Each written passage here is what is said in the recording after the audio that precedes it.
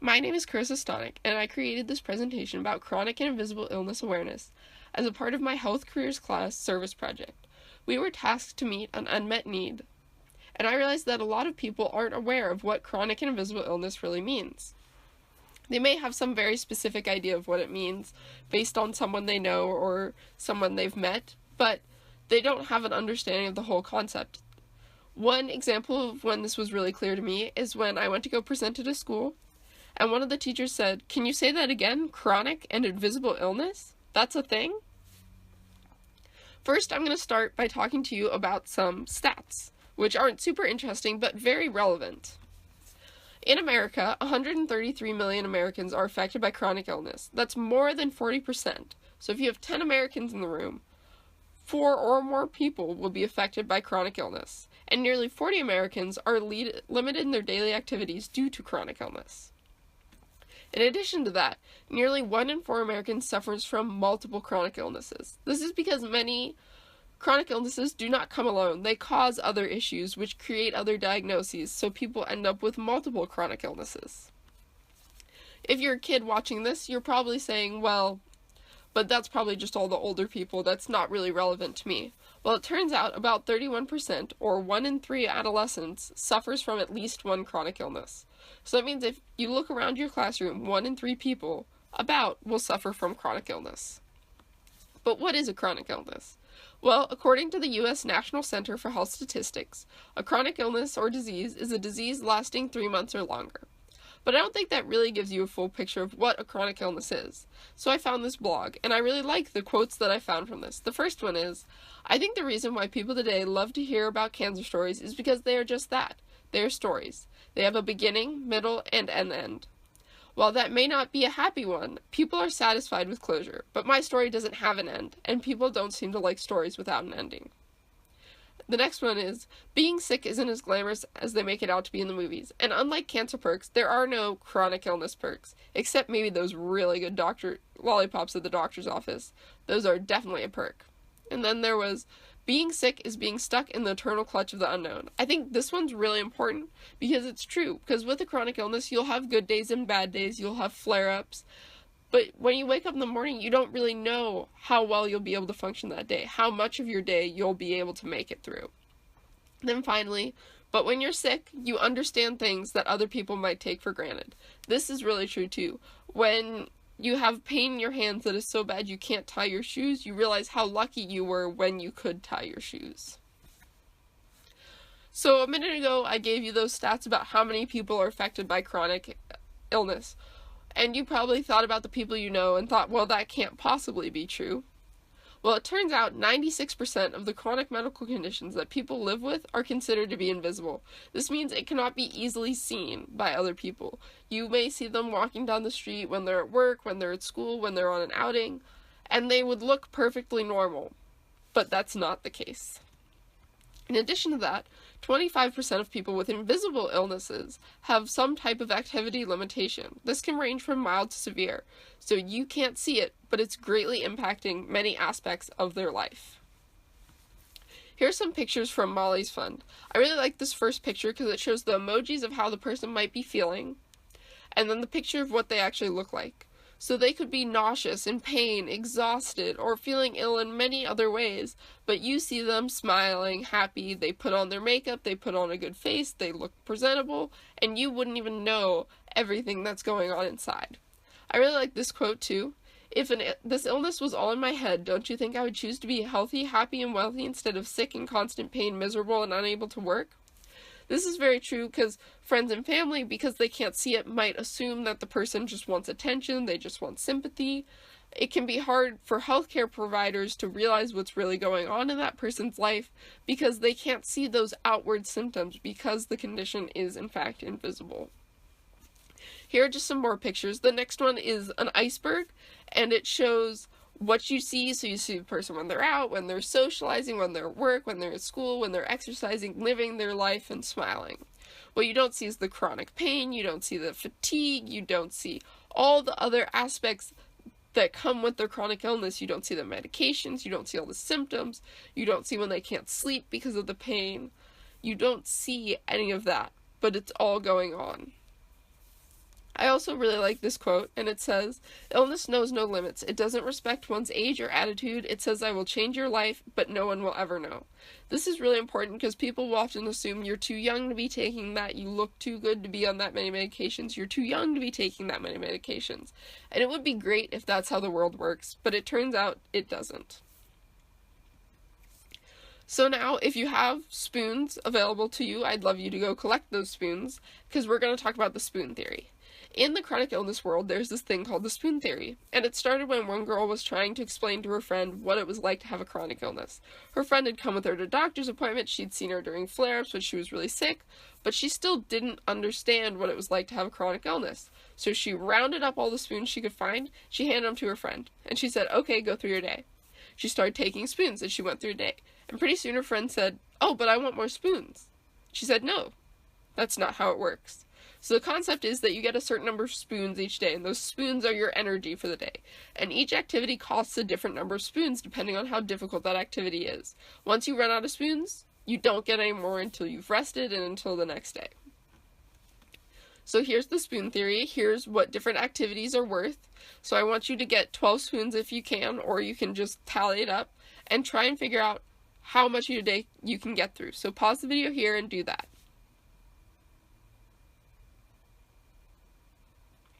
Based on when I've done this activity with other people, I'm assuming you couldn't make it through your whole day. Or if you did, you gave up pretty many things to do that. So then the question is, what do you give up? Some things I've heard people suggest giving up are taking your medication, or bathing, or eating. But how long can you really give up those things? And if you have a chronic illness, you can't really just stop taking or stop managing your meds. And in our society, you can't go that long without taking a shower. And to survive, you need to eat. So now we get to why I care so much about chronic and invisible illness. Here's a picture of what I look like. This was from my senior photos. I look healthy, I look happy. But it turns out that I suffer from chronic and invisible illness, which is why I'm so passionate about this topic. Next, we have a list of chronic and invisible illnesses. So I want you to look at this list and try to figure out, based on the picture that you just saw, which conditions I have. You can go back and look at the picture again if you want. So pause the video here, read through this list, and try and guess at least a few things. I have multiple things on this list. Now that you've done that, I'll go through and tell you. I have gastroparesis, osteoarthritis, Ehlers-Danlos syndrome, which is the main connective tissue disorder that I have. I've had issues with malabsorption and intolerance. I have postural orthostatic tachycardia syndrome, immune system dysfunction, allergies, Meniere's disease, asthma, dysautonomias, recurrent Bell's palsy, trigeminal neuralgia, TMJ dysfunction. I have some mast cell issues. I have chronic pain. I have some mild food allergies. I have interstitial cystitis. And those are the conditions from this list that I suffer from. Now we have some pictures about what having an invisible illness really means. The first picture you see is me when I'm strong, I'm healthy, I'm happy, and I look really healthy. And then the next two photos you see are when I'm in the hospital. It turns out this year I actually had an 8-month-long asthma flare-up where my lung function was low. And I ended up in the ER 3 times getting 2 adrenaline shots. I had to bring a nebulizer with me to school. But by looking at me, you wouldn't really be able to tell. If you saw me using my nebulizer, you might know. Or if you spoke to me, you would hear that I couldn't speak through a full sentence without needing to breathe. But based on appearance alone, you never would have known. Next, we have the similar kind of pictures. Another senior photo. Then we have a picture of me running on the beach. In both of these photos, I look strong, I look healthy, I look happy. And then we have a picture from my freshman year where I got a virus that caused sores under my eyelids that then caused my eyes to swell and then made them vulnerable to infection, and then that caused the rest of my face to swell as well. So now we have one photo, and I want you to look at this photo for a minute and try and figure out what's different. Many of you probably wouldn't notice any difference, but in this photo was in the middle of my ongoing asthma flare-up, and I'd been on high-dose prednisone for a while, so I developed a moon face. So there was a huge flare-up going on in my life. I'd had 2 adrenaline shots at this point, I'd been in the ER, and my asthma was still uncontrolled. But nobody would even notice. You might notice my face is a little rounder, but that's a side effect of the prednisone. So this really is invisible illness. I had a huge flare-up going on, but you can't tell based on that photo. Now we have some quotes about what an invisible illness means. The first one is, if you hear hoofbeats, look for horses, not zebras. This is a quote that's often said in medical school. And the idea is to look for the common syndromes, disorders, and illnesses before you look for the rare ones. The issue with this is sometimes they forget to look for the rare ones, but somebody has to have them. The other issue is that symptoms can be vague, and they could mean many things, and it's hard to test for all of those things. But just because it's not the first one that's checked for, or the second, or even the third, doesn't mean that it's not anything. The next quote, Ehlers-Danlos syndrome never comes to the party alone, was originally lupus never comes to the party alone, but it works for Ehlers-Danlos syndrome too. Like, you saw some of my diagnoses on that list, but that wasn't even all of them, and they're all just more of symptoms of Ehlers-Danlos syndrome than individual issues, because Ehlers-Danlos syndrome affects your collagen and your connective tissue, which is everywhere in your body, so it causes these multi-systemic effects. These next 4 quotes I really like. The first one, a health is a crown that the healthy wear, but only the sick can see. I think this one's very true, and it goes with the last one, you cannot get it until you get it. Once you're sick, you understand what you had when you were healthy, or you understand what healthy people have, and you don't take that for granted. The next one I like just because it's goofy, but it really makes the point. Yes, hello, I'd like a refund on my body. It's kind of defective and really expensive. And then the final quote I have is, I don't want my pain and struggle to make me a victim. I want my battle to make me someone's hero. And I really agree with that quote. Next, I have my video that I made for Ehlers-Danlos Syndrome Awareness Month, my sophomore year of high school. Everyone sees who I appear to be, but few people know the real me. You only see what I choose to show. There's so much behind my smile you just don't know. Unknown. I have an invisible illness, Ehlers-Danlos syndrome, a good genetic connective tissue disorder, and each day when I wake up in the morning, I have to make some tough choices, and not just what I want to eat for breakfast. I have to decide what joints to take, what medications I need for the day, what braces to wear, and what doctors to see. The only thing I know for certain when I wake up in the morning is that I can count on my friends, family, and support team. They make me laugh when it's the last thing I want to do. They retell me things and sets because they know it's likely I didn't hear it. And most importantly, they know I'm not faking. They believe me. And each day, when I make it to the pool, it is a success. Each day, when I finish practice, it is a victory. Each day, when I compete, it is a triumph.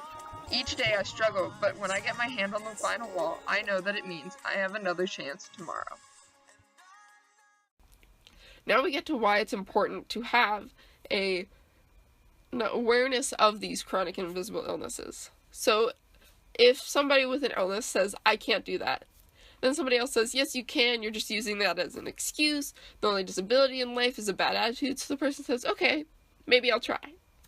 Then the other person says, well, then you're not really sick, you're just faking it, that's offensive to people who are actually sick, who are actually disabled.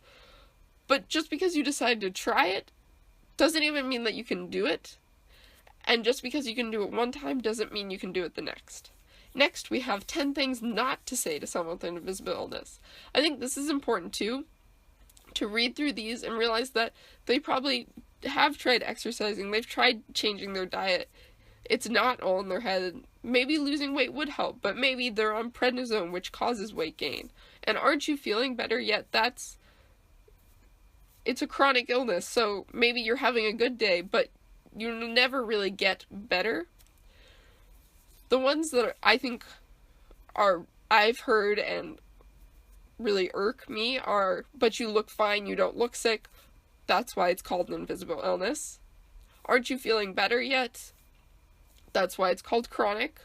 You're taking too much medication. I went to the ER one time and I had my bag of medication, and the nurse said, you're too young to be taking all this. And I wish I didn't have to, but that medication helps me be able to function at the level that I want to. It's all in your head. That's very offensive. Just because you can't see it doesn't mean it's not real and it's not there and it's not having a huge impact on their life. And if you just had a positive attitude It turns out a positive attitude can't cure all things, and they might have a positive attitude about it most of the time. But it's hard for everyone to have a positive attitude about everything all of the time. So again, why it's important. It's important for getting diagnoses. It's important that physicians be aware that, and healthcare providers be aware that all of these things exist, even if they don't have an in-depth knowledge about all of them, and so then they'd be willing to leave the situation, go look something up, and come back and reevaluate and meet with the patient. It's important for treatment and management, because in conditions like Ehlers-Danlos syndrome, you can manage the symptoms and you can manage and treat the other conditions it causes, but you can't actually treat Ehlers-Danlos syndrome, and there's currently at least, and there's no current cure for Ehlers-Danlos syndrome. So it's important for treatment and management in the sense that if more people are aware of how many people are affected, maybe more research can be done to try and figure out how we can treat, how we can manage, and maybe how we can even cure these certain genetic, chronic, and invisible conditions. So that goes along kind of with getting the test results. There are certain conditions that currently there's no blood test or imaging test for. It's just a clinical evaluation diagnosis. So the picture that you see here, it says, "Good news, your lab results look great. Everything is normal. You're the picture of health." But the person sitting there obviously is not the picture of health. It's important for friends and family to be aware, because just because someone did something yesterday doesn't mean they can do it tomorrow. In fact, it means they probably can't do it tomorrow because they did it yesterday and they used maybe extra spoons yesterday. And it's important for them to be aware that there will be times when they need to rest and they need to stay home and they just need to let their body recover. It's important for people at school and work to be available, because they will probably be absent or miss more work than the average person because they need to take care of their body as well. It's important for people in sports to be aware of it, particularly coaches, because there might be certain exercises that are more dangerous for someone, or they've been told they aren't allowed to do anymore. So it's important for the coaches to be aware of that and be willing to work with that person to figure out what they can do and what they can't, and to allow them to do what they can and can't do. Like for me, my physical therapist told me that I'm not allowed to just hang from bars anymore because that could cause my shoulders to dislocate. So I've been able to work with my swim coach to figure out what exercises I can do when they're doing stuff hanging from the bars, and it's worked well because I just do what I need to do and he can coach everyone and I go do my own exercises. It's also important to understand that it changes someone's definition of being tired. So someone without a chronic or invisible illness might say I'm tired because they didn't get enough sleep that night, but then they can get more sleep and they'll not be tired anymore. But someone with a chronic illness is tired because they've been battling their body in an exhaustion that's very different. It's a very different form of tired. So now, if you're a teacher watching this, I want to talk a little bit about in the classroom. So there's some signs that should trigger a discussion. They don't necessarily mean that this person has a chronic illness, but they might have other circumstances in their life that are impacting their ability to function. So some of those signs that you should watch for are someone who's frequently tired or falling asleep in class, someone who's frequently absent, someone who's frequently going to the health room, or someone who's frequently sick. So these don't mean someone has a chronic illness. They might not even mean anything's going on, but it would be good to have a discussion with a student who has any of these signs. Additionally, what you can do. So one thing you could try and do, I realize these aren't all feasible all the time for every student, but you could try and provide other ways of accessing resources, such as putting them on Canvas, online, or providing the student with copies of notes, maybe if they're absent a lot or they have difficulty writing the notes. If it's possible, you could work with the student to determine what's essential for being made up if they've been absent for a long period of time. Maybe if they can make up half the homework assignments, or they can do the tests, and if they do well enough on the tests, they don't have to make up all the quizzes. These are just a few suggestions that I've worked out with teachers and have been successful for me. Also, if it's possible, if they don't already have a buddy, to help them find a buddy who they can work with to try and ask questions and gets the notes for before they come to you. And just be open-minded and be willing to work with the student and their individual circumstances that are caused by their disorder. And then I just wanted to talk a little about if you're a future healthcare provider and you're watching this, there's a few things that, as someone with a chronic and invisible illness who's interested in the medical field, I would like you to be aware of. And those are, if someone has chronic pain, their pain scale will be very, very different. Their normal could be, let's say, a 3. So if their pain is 3 notches above their current pain, their normal pain, that would put them at a 6. But they would probably only be exhibiting the physical signs and symptoms of a 3 that you would notice on that little pain scale with all the faces, because it's 3 above their normal. But that doesn't mean that it's not an absolute 6 in terms of pain. Also, just because someone comes into your office and they're looking healthy at that moment when you see them, and their test results, maybe they come back slightly indecisive but nothing horribly wrong, that doesn't mean that they are healthy or that there's nothing going on. Because with many specialists, you have to schedule the appointment months in advance. So you could schedule the appointment when you're having a flare-up and then not be in that flare-up by the time you actually get to see them. And the tests, while they can show many things and they can show horrible things that are going on, they don't show everything. There are still diseases, disorders, and illnesses that there's no test and no image for. And finally, be willing to admit what you don't know and what you do know, and be willing to go look it up. No one can possibly know everything about every body system, every disease, every disorder, and every illness. You can't be an expert on everything. I've had physicians that have done a really good job of this. During my asthma flare-up, when I first went in, my oxygenation was fine if I was sitting up, but it dropped to the low 90s if I laid down. So my physician said, "I'll be right back, I need to go look up lung mechanics." And then she came back and she said, "Okay, it looks like if you lay down, it's harder for your lungs to function, so let's just keep you sitting up." I've also had a doctor where we said, "Could any of my medications have this side effect?" And she said, "I'm not sure, but we can look it up." And she sat there and we went through my medication list. And finally, if you're a current healthcare provider, when you tell a patient that they look great and they look healthy, and when you do that, you may think that you're complimenting them, but in actuality, to them, it may feel more like you're dismissing their concerns as invalid. This could be especially true if they're not feeling at their best, they maybe have an ongoing flare-up, or they're just not feeling well. So just be aware that saying those things like you look healthy, you don't look sick, you look great, when somebody's in the middle of something, can actually be very disconcerting for that individual. So now I have this picture that I created for a public health photo contest, and it's called Managing Beneath the Mask. On one side, you see the mask, you see the healthy, smiling, happy, and on the other side, you see my face, and then underneath the skin, I have put my medications that I take, so it's supposed to show everything that it takes to manage the illnesses to be able to put on that mask. And then if anyone has any questions, feel free to post them in the comments, and I will do my best to answer them.